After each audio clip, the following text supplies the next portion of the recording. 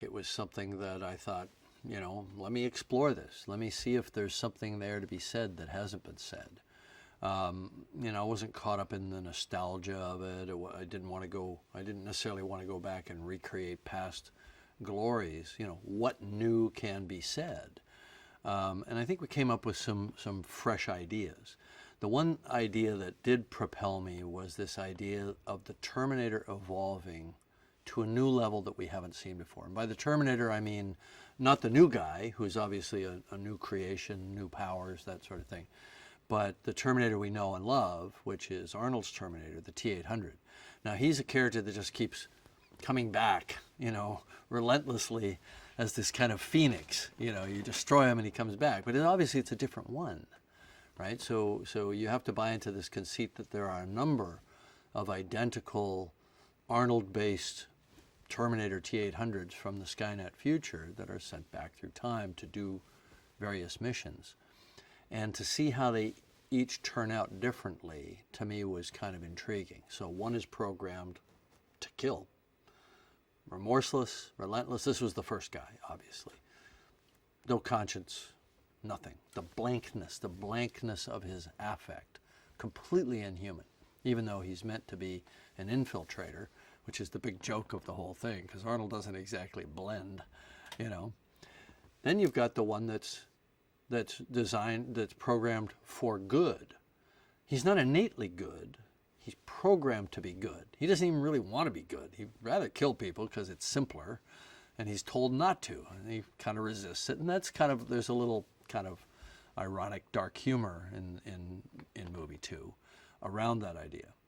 But what happens if you leave a Terminator with his learning computer, with his neural network CPU, just with no mission and no purpose, awash in human society for 2.5 decades?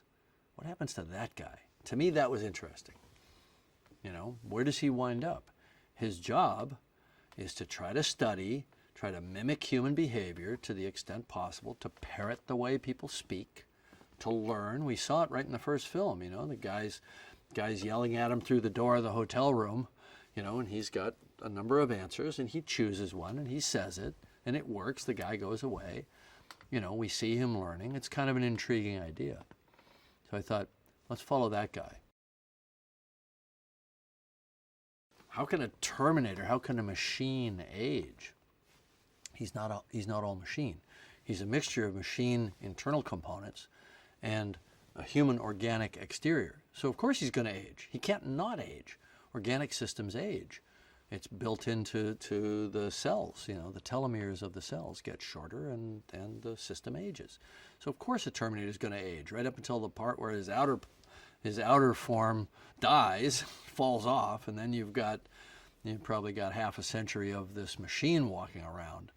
Now we never play that idea out, but of course it's perfectly permissible for there to be an aging Terminator. Because he's human on the outside. I would submit that Sarah Connor is not just one of the first great action heroes, that nobody has really lived up to that since then. There are actresses that have done the physicality that she did, certainly. But the nuanced, dark, crazy, tortured, complex character, the performance that she gave in movie 2, coupled with her physicality, which is what I think stunned everybody, and the things that she got to do, the competence, the clarity of her action. I don't think anybody's done that since. So of course we want to see her come back. Now Linda had to think twice about whether she wanted to try to compete with that, 25-year earlier version of herself, now at the age of, I don't want to say 60 something, 60 plus. The thing that was intriguing for me was there are no prototypes for the character that she plays in Dark Fate in cinema as we know it. I'm sorry, I may be missing something, but show me the 60-something action hero female. Plenty of 60-something male action heroes, midlife crisis, male action heroes. Some of them are just making a living off of, running around with guns, blowing shit up, still getting the girl at 60, 65, 70, It's kind of silly, really. It's male fantasy, right? Show me the female prototype for that in our cinema. There are plenty of 30-somethings. There's the occasional 40-something. Ain't no 50 or 60-somethings. So that was interesting to me. And I wanted to see it. And I pitched that idea to her. I said, you can be something we haven't seen. That's cool.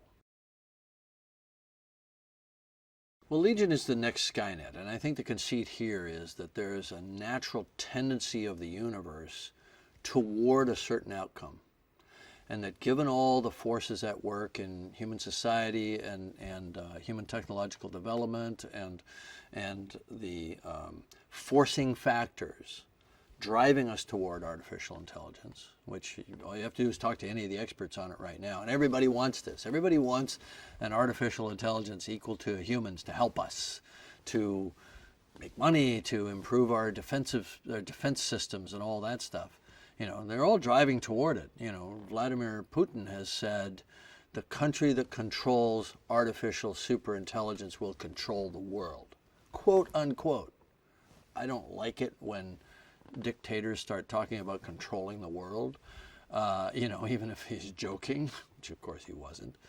The point is, everybody's stampeding toward this thing without any real sense of who's in charge. Where are the brakes? Where is the oversight or the ability for governments to control this process? Well, it's a kind of a free enterprise thing. You got enough money, you go develop a superintelligence. Nobody's running the show here. So we could very easily be in a situation where we just replace ourselves with a machine smarter than we are. And by the way, that may not necessarily share our goals. So the thinking is Skynet was a manifestation of these driving forces. Take Skynet out of the way, well, it's going to happen again. Take Legion out of the way, it's going to happen again. It's going to keep happening because the universe is driving in that direction relentlessly. So the question is, how do you resolve that conflict, that innate conflict? Either we're going to win, but by doing so we'll have to turn away from what we know and our technology and so on and go back to some kind of dark age. The machines are going to win, in which case we're extinct, we don't have to worry about it. Or there's some other path. What's the other path? The Rev 9 is just a bunch of writers sitting in a room talking about the things they want to see. And I said, well, what if you had an endoskeleton with the liquid metal over the outside? And what if he fell off a motorcycle at 90 miles an hour and hit a chain link fence and all the liquid flew off?